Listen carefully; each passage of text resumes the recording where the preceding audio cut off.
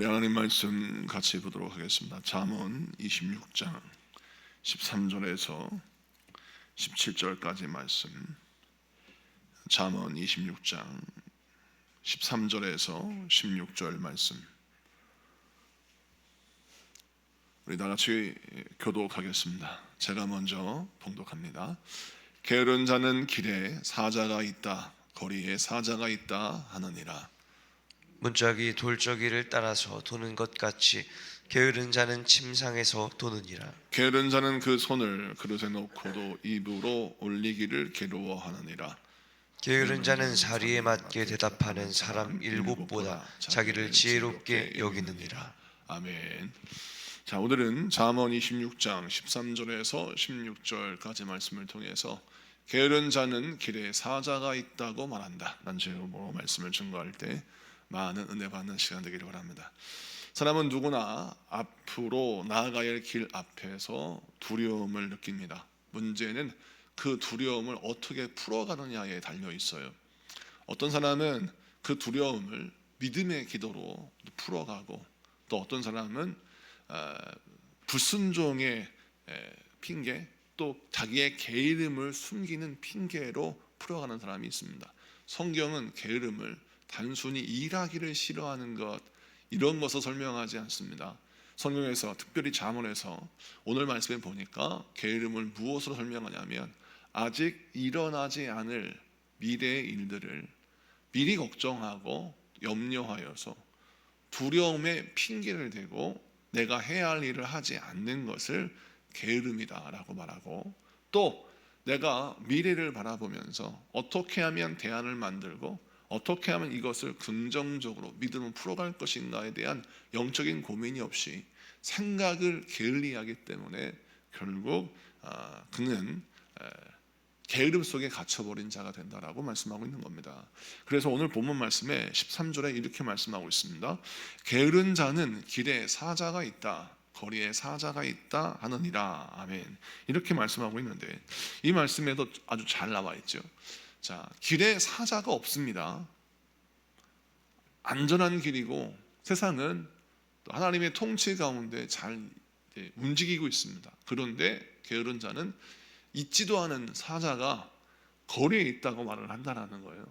그래서 내가 지금 이렇게 게으르게 있는 것이 사실은 내 안전을 위한 것이다 라고 말하는 핑계를 댄다는 거예요.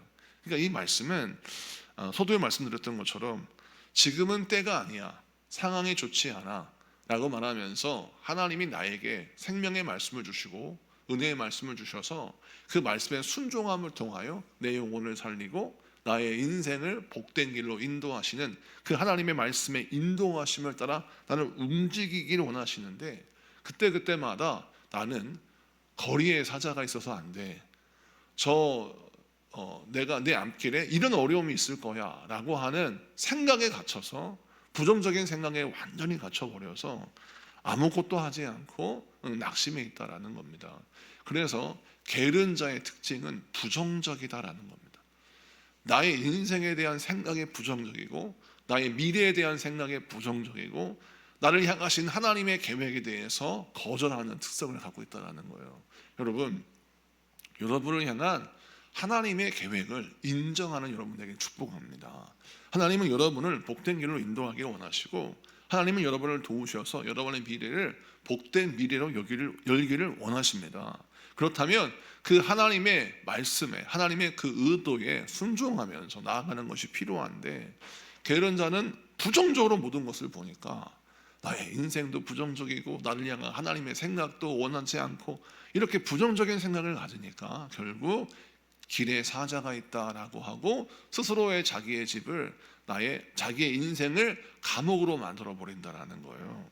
자, 이런 사람의 특징은 16절에도 잘 나와 있습니다. 16절 다 같이 봉독합니다. 16절 시작. 게으른 자는 사리에 맞게 대답하는 사람 일곱보다 자기를 지혜롭게 여기느니라. 아멘. 16절 말씀을 보니까 이 부정적인 사람, 게으른 자는 사리에 맞게 대답하는 사람 일곱보다 자기를 지혜롭게 여긴다. 이게 무슨 뜻이냐면 세상에서 자기가 잘 똑똑한 줄 아는 겁니다. 자, 그래서 성경에 말씀하기를 하나님이 기뻐하시는 성실한 자는 무엇이냐면 항상 배우려고 하는 자세를 갖고 있어요. 그러니까 긍정적이에요. 나의 약점을 바라보는 자세도 긍정적이에요. 내가 이런 약점을 가지고 있는데 나의 이 연약함, 이 무지함을 저 사람이 가지고 있는 지혜를 가지고 채워야 되겠다.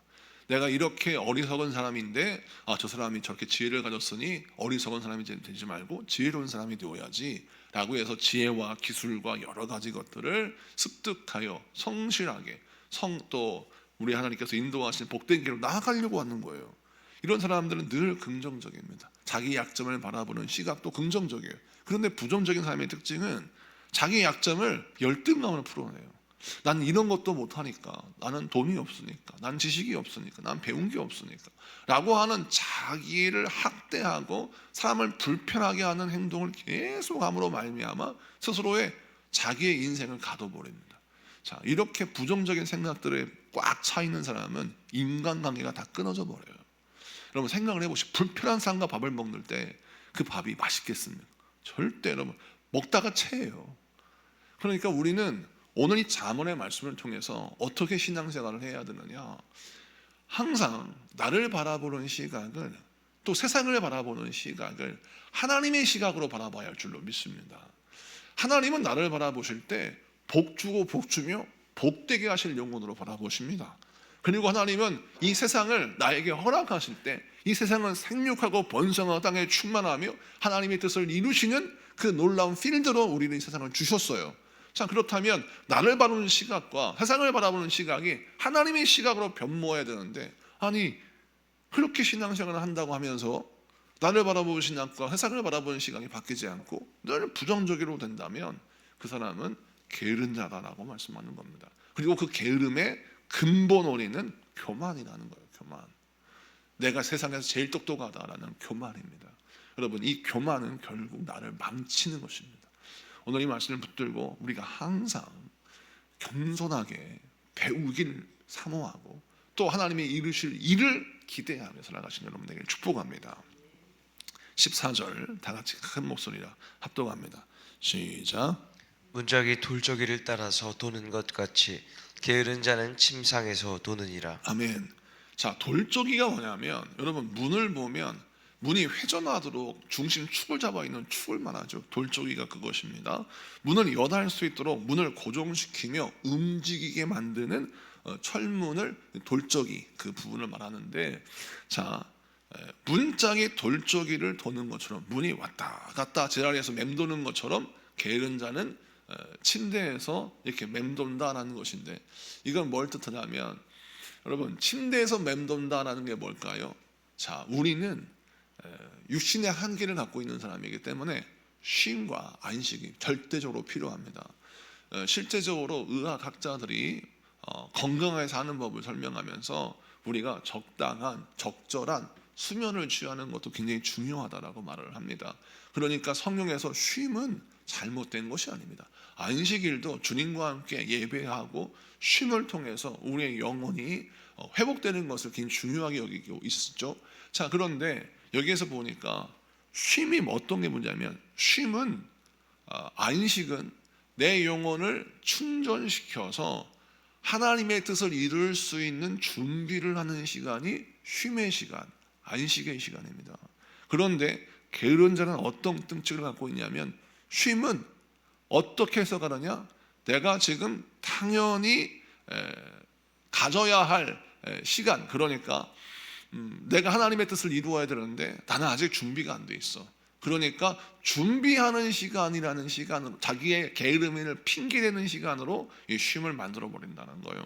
그래서 내가 자는 것이 충전의 시간, 앞으로 이 일을 하기 위해서 준비하는 시간이 아니라 아직 때가 아니니까 나는 쉬어야 돼라고 하는 생각으로 변모한다는 것이죠. 그래서 오늘 14절은 우리에게 무엇을 강조하냐면, 우리는 항상 안식과 평안과 쉼의 시간을 보낼 때 무엇을 기억해야 하느냐, 하나님이 나에게 어떤 순종을 요구하시는가, 하나님이 나에게 어떤 비전과 어떤 일을 이루기를 원하시는가, 이것을 바라보면서 그 일을 위해서 내가 어떤 준비를 해야지 라고 생각하고 하나님이 요구하시는 순종을 준비하는 시간으로 삼는 여러분에게 축복합니다.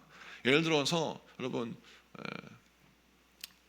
대학에 가서 예를 들어 이제 의사가 되려면 의사 될 준비를 해야 되고, 운동선수가 되려면 운동선수가 되기 위해서 몸을 길러야 되고, 이런 것처럼 쉼의 시간에 많은 사람들은 자기가 해야 할 일을 위하여 준비를 하는 것입니다.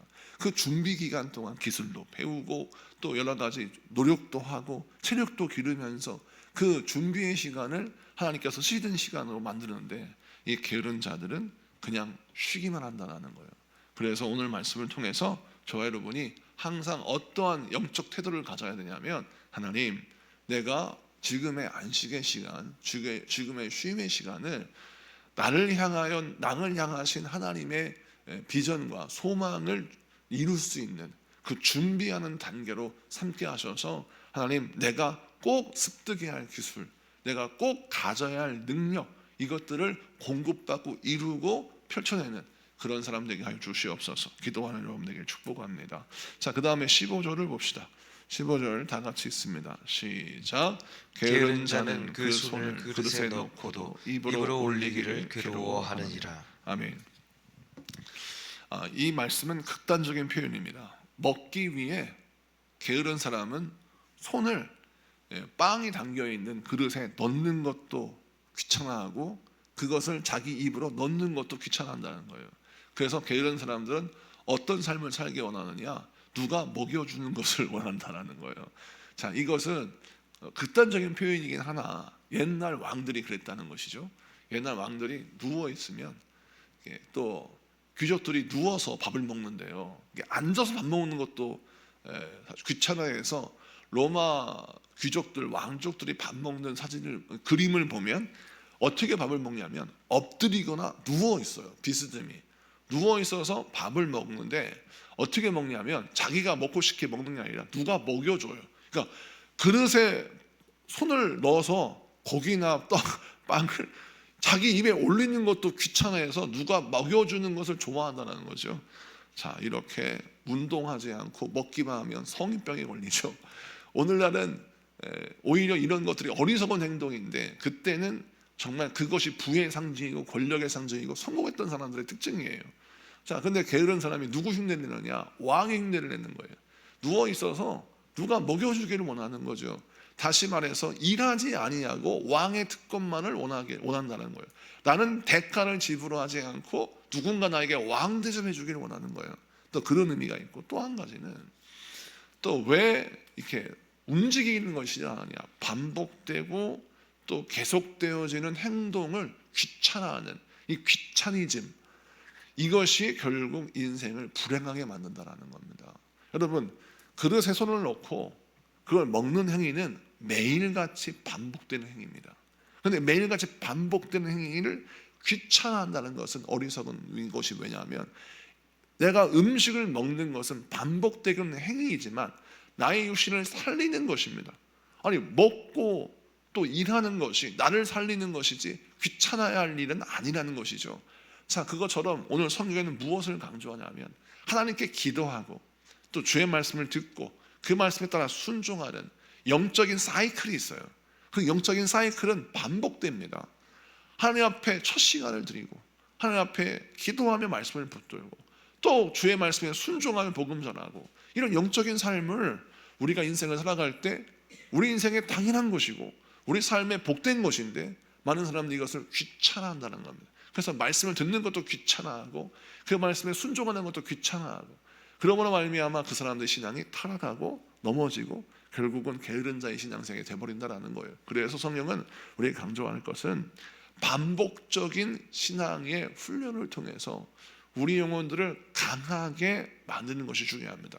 여러분, 운동을 왜 합니까? 운동을 통해서 우리 육신을 강하게 만들기 위함이에요. 그것처럼 성경도 우리에게 무엇을 강조하냐면 반복적인 영적인 훈련을 통하여 우리 영혼을 강력하게 만드는 것이 중요합니다.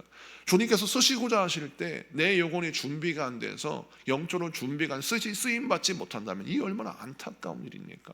주님께서 쓰시기도 하실 때 쓰임받을 수 있는 준비, 그 준비는 무엇을 얻어집니까? 반복적인 훈련을 통해서 얻어지는 것입니다. 결론을 맺습니다. 게으른 자는 길에 사자가 있다고 말합니다. 안전한 세상, 하나님께서 역사하시고 우리의 꿈을 이루실 그런 세상을 불행한 세상이요, 부정적인 세상이요, 또 나를 넘어뜨린 세상이라고 생각하고 좌절합니다. 또 나를 향한 시각도, 세상을 향한 시각도 왜곡되어 있죠. 우리 하나님 말씀합니다. 나를 향하신 하나님의 시각을 회복해야 합니다. 하나님은 여러분에게 복을 주기 원하십니다. 하나님은 여러분을 복된 길로 인도하기 원하십니다. 우리 하나님이 나를 어떻게 쓰실지, 우리 하나님이 나를 어떻게 사용하실지 기대하시는 여러분에게 축복합니다. 그리고 우리 하나님이 여러분의 가정을 어떤 길로 인도하실지를 기대하십시오. 2026년에는 하나님이 여러분의 가정을 복된 길로 인도하실 줄로 믿습니다. 하나님의 뜻을 이루실 줄로 믿습니다. 그러므로 하나님의 계획을 인정하고 믿음으로 기도하여서 길에 사자하겠다고 말하지 말고 길에 주님이 계신다. 나의 인생길에 주님이 계신다. 나의 인생길을 주님이 인도하신다라고 선포하여서 길에서 사자를 만나는 자가 아니라 길에서 주님을 만나는 여러분 되시기를 축복합니다. 우리 다 같이 공동 기도문 같이 선포하며 기도하겠습니다. 다 같이 선포합니다. 시작. 하나님 아버지, 오늘 말씀을 통하여 우리 안에 숨어있는 게으름과 교만을 보게 하시니 감사합니다. 아직 일어나지도 않은 일에 대한 막연한 두려움으로 순종을 미루지 않게 하시고 믿음으로 한 걸음을 내딛는 용기를 허락하여 주옵소서. 쉼을 핑계로 삼지 않게 하시고 다시 일어나 사명의 길로 나아가는 디딤돌로 삼게 하옵소서. 매일의 기도와 예배를 통하여 우리의 영혼을 더욱 견고히 세우는 믿음을 우리에게 더하여 주옵소서. 오늘도 우리와 함께 하시는 임마누엘의 하나님을 의지하며 예수님의 이름으로 기도드립니다.